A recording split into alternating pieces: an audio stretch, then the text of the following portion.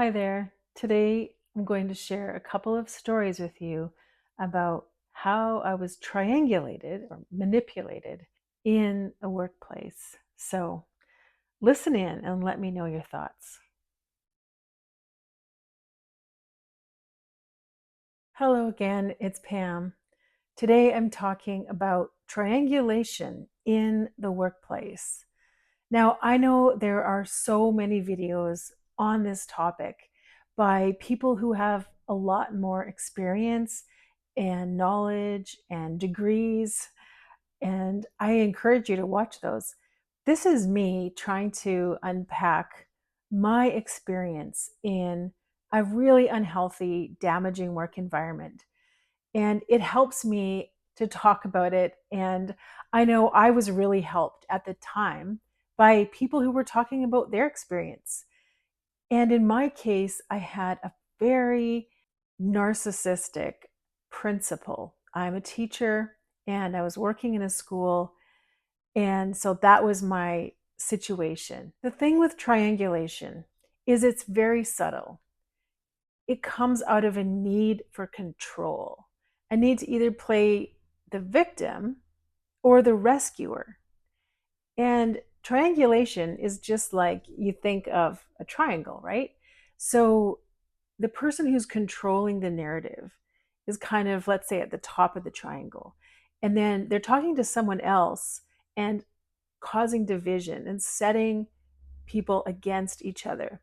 So, for example, if you're in a situation where someone keeps talking to you, maybe an employer or someone in your workplace or even a family, like this can happen anywhere, but they're talking to just you and they're just saying these little subtle things about someone else. It could be just full blown talking bad about them as well. But most of the time, it's subtle. It's little things here and there to kind of get you on the narcissist side, to get you to doubt the other person. And if you're not really paying attention, you don't realize that they're talking to the other person as well, and they're triangulating, they're controlling the situation. What this does is it slowly poisons others' perception of you. What the person triangulating is trying to do is to provoke you to react. And then if you react, then they know where they can go from there. It can be really hard to know what's going on. And in my case, it was almost impossible. I knew there was something terrible going on. I felt it in my body. I couldn't handle being in the same room as this principal. And it was really hard to just do my job because I felt physically sick all the time. And I know it was because of this poison that was all around me in this workplace. And I think for me, the disconnect was trying to figure out why. Now I think I understand. I think that because of my experience, because of my connection to this place, because of even, my family, different dynamics, I think that this person was really threatened by my presence there. And we're trying to find all kinds of ways to just make life difficult and eventually to get me out of there. And it worked, but I'm okay with that. I'm okay with the fact that it worked because it wasn't a good place for me to be. So, triangulation is used by leaders who need to be in control. They need to be in control, and so they control what everybody knows, they control the story, they stay ahead of every decision, they kind of move employees around like chess pieces so that they can always win the game. And that's what was happening in my situation. So today I'm going to share a couple of stories from that specific situation.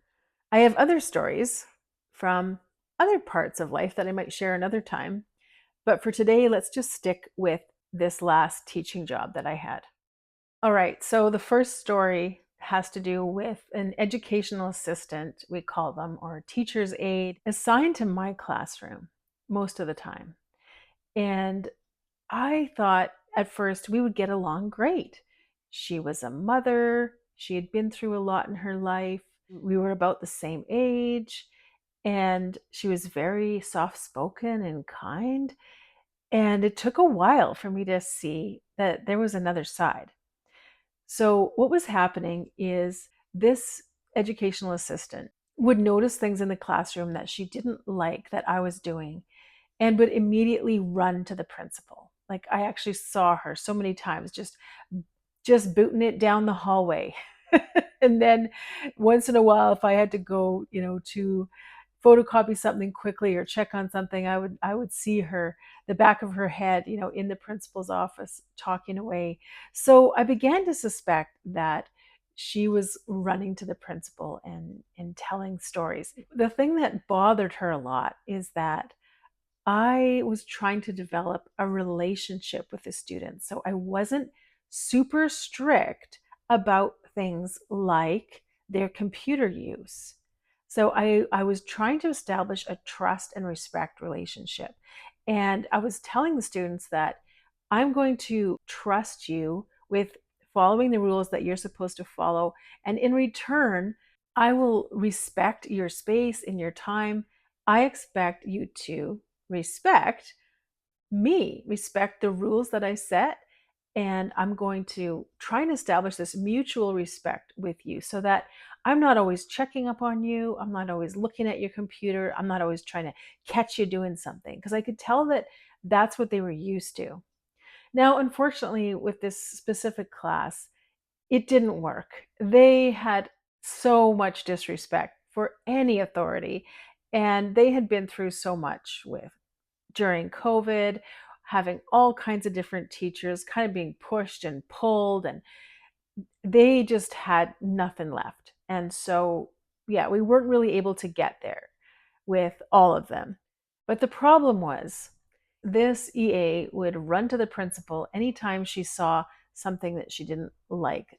And then the principal started just storming into the classroom, grabbing students out of there, grabbing their computers, marching them down to her office without even talking to me, without telling me what was going on, because I had missed something.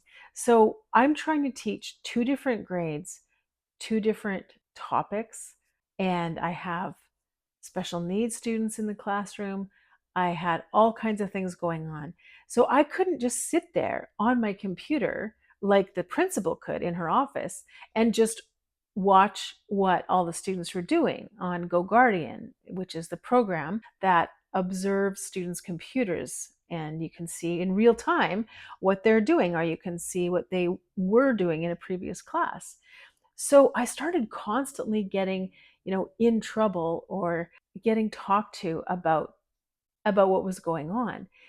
And I tried to deal with it in my own way, which was to eliminate some of the computer use. So instead of them coming in with their Chromebooks under their arm, I would say, "All right, class, today we're not using Chromebooks. You can leave them in your locker. And if we need them, then you can go get them."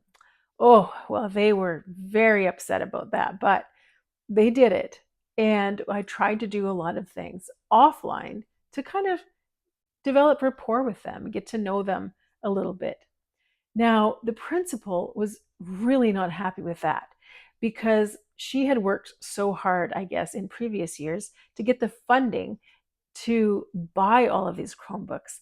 And the only way she could kind of justify all the expense that it cost the school was if the students needed to use them all the time. So she didn't like me not having, they needed to be on their Chromebooks, she said. I'm like, okay, well, you do realize the Chromebooks are the problem. And I think me saying that was what kind of started this snowball of I'm Pam is a big problem. We need to get rid of her because she's not jumping on this bandwagon. She's not on board with the students constantly being on their devices. So that's where the triangulation was coming in.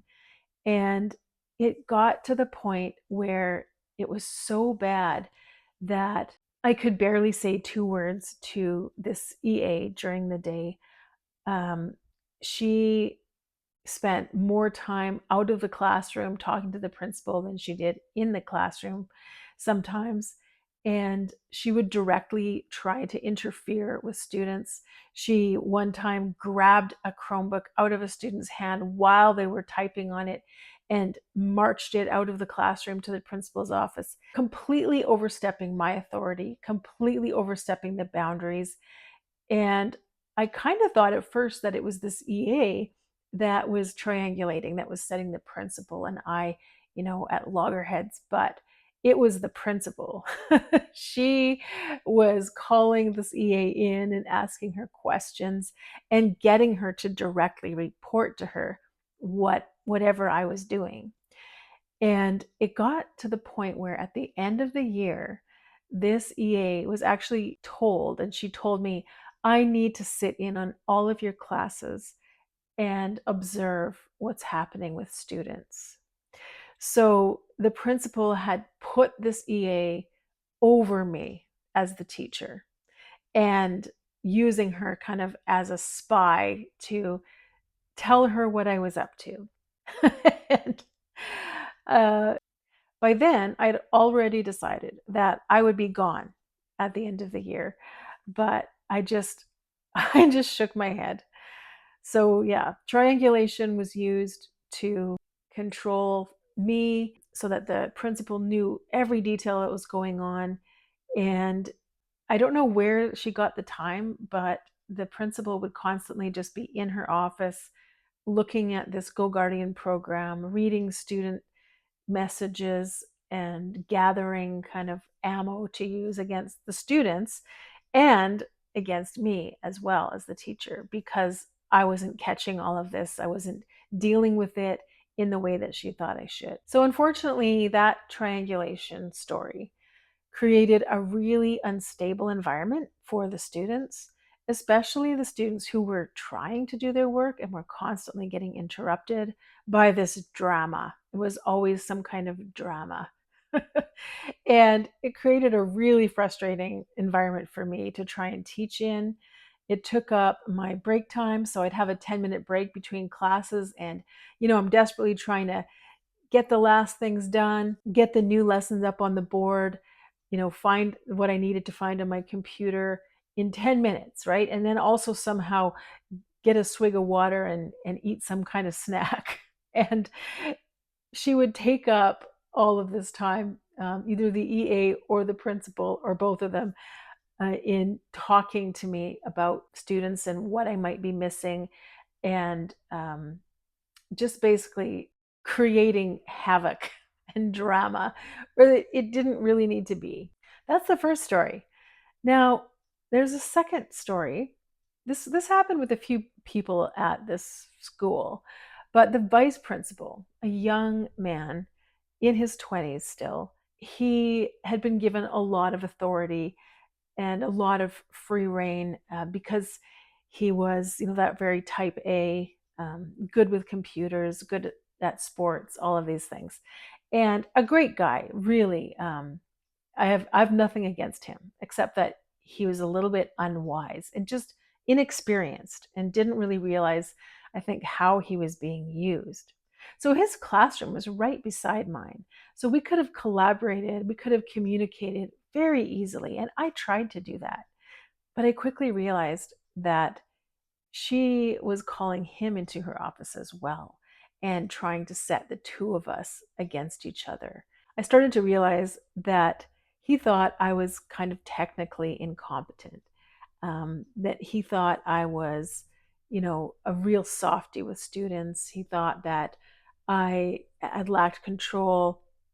And so when I went to him to try and get help with different things, he started to just be really resistant, right? He would say things like, well, the students aren't doing that in my classroom. So basically, deal with it. When it had to do with a technical thing with the computers, with the Chromebooks. So I realized over time, okay, um, she's in between him and I as well. So I can't establish a good rapport with him because they're off in a corner constantly talking. And I just think that over time, his opinion of me was just slowly poisoned until he didn't trust me, where we could have just easily solved problems in the high school between the two of us. It was constantly being micromanaged by her. So, along with this triangulation was some just outright lying that happened. Okay, how can I set the stage? There was a class that was very difficult, and it was commonly known in this school that this class had caused lots of problems for teachers. And I had been warned about this class. And so I was really trying hard. This was the class I was really trying hard to establish a rapport with. Now, I got through the first semester of teaching them, and I got through it because I knew, okay, the next semester I don't have them. I'll get a break from this dynamic. So I was kind of like, soldiering on to get to that point. Well, just before the second semester started, without really much time to make a decision, the principal called me into her office and she said, I know I said this. And I was like, oh, here we go. But, and the but was that instead of me teaching grade 10 options, which was what I was supposed to be doing along with my other assignments, I needed to go back to teaching this other class. But the point was that this couldn't happen because the grade 10s had chosen so many different options that they couldn't all be taught as a class.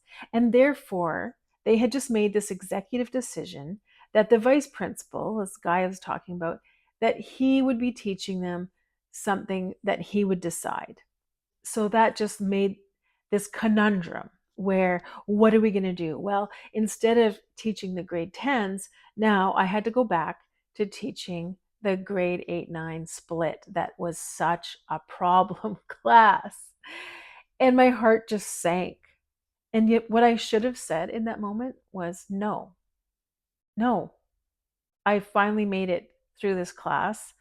I'm exhausted. You have told me yourself, the principal had told me herself many times, that these two classes should not be together, that these individuals should not be together, that they were causing trouble all over the school.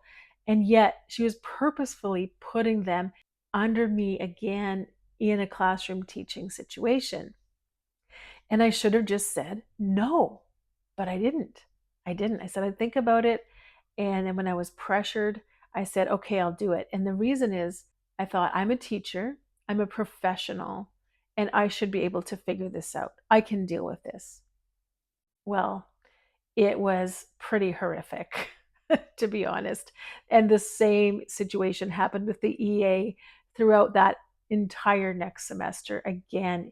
And the classroom behavior was off the charts again. And the reason I bring this up is because I found out by talking to the students, I asked them, so what options did you pick? And they all said, "Oh, we haven't talked about that yet. We haven't chosen any options." So the principal was outright lying to me that this had to happen because the grade 10s had chosen so many different options. That was totally not true. They had just decided this in order to burden me again with this difficult class, in order to get her off the hook for having to teach anything, and in order to make it easier for the vice principal, um, that he wouldn't have to teach this social class, but he would get to teach this options class. And it was just so sick and wrong and twisted, really, because he was a trained social studies teacher. And I just realized in hindsight that it was a manipulation, it was a control tactic. And because she made sure that him and I could never talk about it, I tried to talk to him about it. I tried to say, can the three of us get together and talk about the situation? That was never going to happen, right? So she was telling him something about what I was willing to do. And she was telling me a total lie about what he had to do. And she was lying to the students as well and the parents. And in general, it was just really, really toxic. So I feel better about telling that story, about saying it out loud.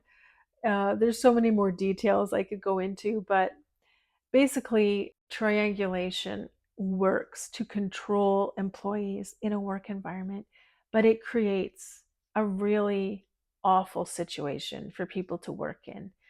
And for me, it created such an awful situation. I had constant headaches. I felt physically sick going to work. I couldn't sleep, on and on and on. My physical health was going downhill. And so I just wanted to flesh it out a little bit more in this video to talk a little bit more specifically about some of the things that happened and about this manipulative triangulation that was used to separate me, to cause division between me and the students, between me and the educational assistant, between me and the vice principal. And ultimately, it worked. I left the school. And I haven't got a call or a text or any communication from them since. And I am more than happy with that. I'm really glad that I decided, that I saw the signs, that I saw where this was heading. I saw how entrenched this administration was in these ways of doing school. And I realized that this is not a place I want to be. This is not something I want to contribute to. And I'm really glad that I found the courage to just say, I'm gone. I'm out of here. Anyway, how about you? If you're watching this, maybe you have a story about triangulation or manipulation in the workplace or in a family, in a friend situation. It's really divisive, right? It really divides people and causes all kinds of toxic problems. And maybe you're watching this and you're trying to figure out what's going on in your workplace. Like you feel awful there and you don't really feel accepted, and you feel like people are talking about you behind your back. The way to figure out triangulation is to just really pay attention and ask direct questions. Talk to people directly. And sometimes you'll find out that they have a whole another story about you that isn't even remotely true. So, all right. Thank you so much for listening. I really appreciate it. If you have a comment, leave it down below. And I can't wait to talk to you again in another video. So we'll see you again soon. Bye.